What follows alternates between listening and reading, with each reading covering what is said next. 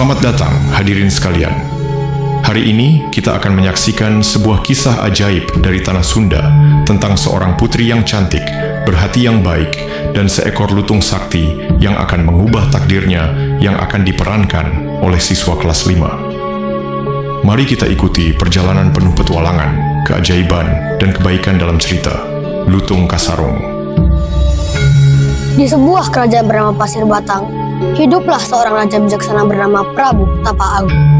Raja Tapa Agung memiliki dua orang putri, Purbararang yang keras hati dan Purbasari, sang adik yang lemah lembut dan penuh kerendahan hati. Pada masa itulah sebuah kisah dimulai, kisah tentang iri, pengkhianatan, dan keajaiban, yang pada akhirnya membuktikan bahwa kebaikan selalu menjadi pemenang. Beginilah kisahnya. Di istana yang megah, Prabu Tapa Agung memanggil kedua putrinya untuk sebuah keputusan yang besar tentang siapakah yang akan menjadi pewaris tahta raja. Anak-anakku, ayah sudah tidak muda lagi. Ayah sudah tidak bisa mengemban tugas sebagai raja kerajaan Pasir Batang. Kerajaan ini membutuhkan penerus yang akan memimpin kerajaan besar ini. Setelah aku mempertimbangkan semuanya, maka aku memilih Purbasari sebagai penerusku. Apa? Ayah memilih dia? Aku putri sulung ayah. Akulah yang seharusnya menjadi pewaris. Ada apa, Dinda? Kanda, ayahku sungguh tidak adil. Dia lebih memilih Purbasari daripada aku. Padahal aku adalah anak sulung. Sepantasnya lah aku yang mewarisi tahta itu.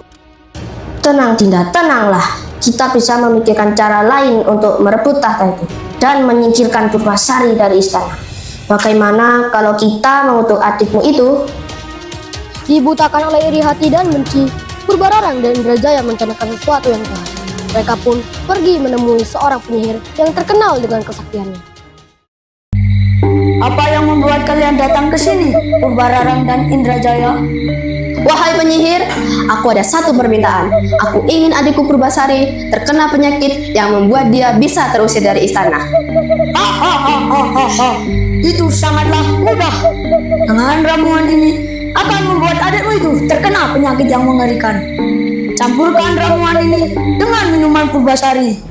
Setelah mendapatkan ramuan itu, Purbararang segera mencampurkannya dengan minuman Purbasari dan segera menemui adiknya Purbasari dan memberikan minuman yang telah dicampurkan ramuan itu. Purbasari, kakak buatkan minuman istimewa buat kamu. Ini diminum ya. Wah, kakak baik sekali. Terima kasih, Kak.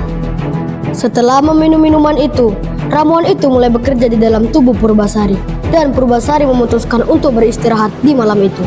Namun, keesokan harinya wajah putri berubah. Putri, apa yang terjadi dengan tubuh putri? Purbasari, apa yang terjadi padamu? Mengapa kulitmu seperti itu? Aku juga tidak tahu, Kak. Jangan-jangan kamu terkena kutukan? Iya, benar. Kamu terkena kutukan Purbasari. Aku akan sampaikan hal ini kepada Ayahanda. Ayahanda, lihatlah Purbasari. Inilah akibatnya kalau melanggar aturan kerajaan. Tahta itu seharusnya untukku, bukan untuk Purbasari. Para leluhur pasti murka. Jangan-jangan bukan hanya Purbasari yang terkena kutukan, tapi seluruh kerajaan yang terkena kutukan.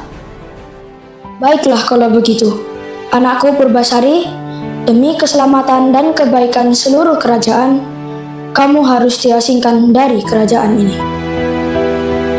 Ayahanda, jika itu yang terbaik, saya rela bila tahta kerajaan jatuh ke tangan Purbararang.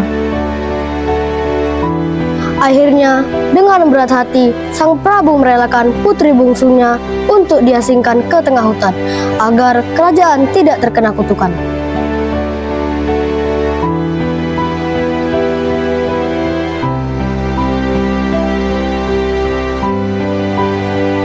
Oh, kenapa semua ini terjadi padaku? Di hutan yang sunyi ini, aku merasa sendirian dan sangat sedih. Tapi aku harus tetap kuat meski hatiku terluka. Semoga suatu hari aku bisa kembali dan semua ini jadi kenangan bahwa aku pernah bertahan. Ketika sang putri mengalami kesedihan yang amat dalam, tiba-tiba datanglah Lutung menemui sang putri.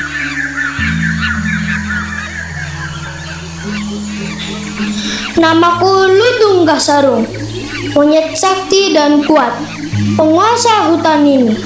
Aku penjaga rimba yang selalu siap melindungi kedamaian. Dan kini aku muncul karena waktunya telah tiba. Setiap daun, angin, hutan mengenal langkahku. Disinilah tugasku dimulai. Jangan ganggu aku. Pergilah. Jangan takut Tuan Putri, aku tidak akan melukaimu. Apa?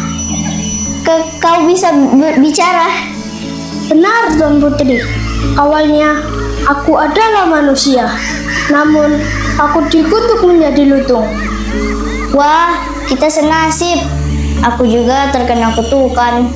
Bagaimana kalau kau kuberi nama Lutung Kasarung? Kunamai Lutung karena berbentuk seperti kera, dan Kasarung karena tersesat di hutan. Siapa namamu wahai Tuan Putri? Panggil saja aku Purbasari. Aku lihat Tuan Putri sedang kelaparan. Ini, aku bawakan makanan. Makanlah Tuan Putri. Wah, kamu baik sekali. Terima kasih Lutung. Lutung dan Purbasari akhirnya menjadi teman yang sangat akrab. Mereka selalu bermain bersama setiap hari. Hingga pada suatu hari, Lutung berdoa agar Purbasari terbebas dari kutukan. Doanya pun terkabul. Seketika, tubuh Purbasari kembali cantik seperti dulu lagi. Wah, lihat, kutukan Tuan Putri sudah hilang. Tuan Putri cantik sekali. Wah, benar Lutung. Kutukanku telah hilang. Cobalah Lutung, mungkin kutukanmu juga bisa hilang.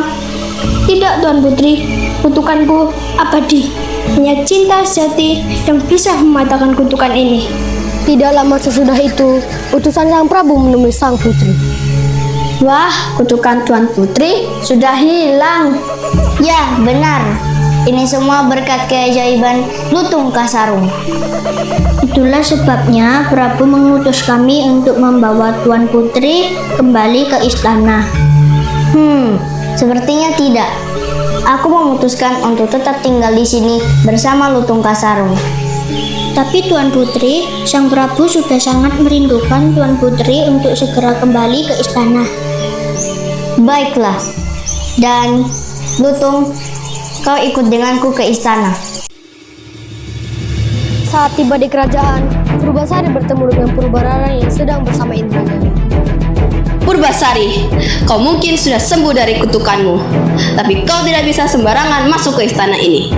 Tapi aku punya syarat untukmu, untuk membuktikan siapa yang paling layak menjadi ratu di kerajaan ini. Syaratnya adalah kita adu ketampanan dan kegagahan pasangan. Kanda, tunjukkanlah ketampananmu.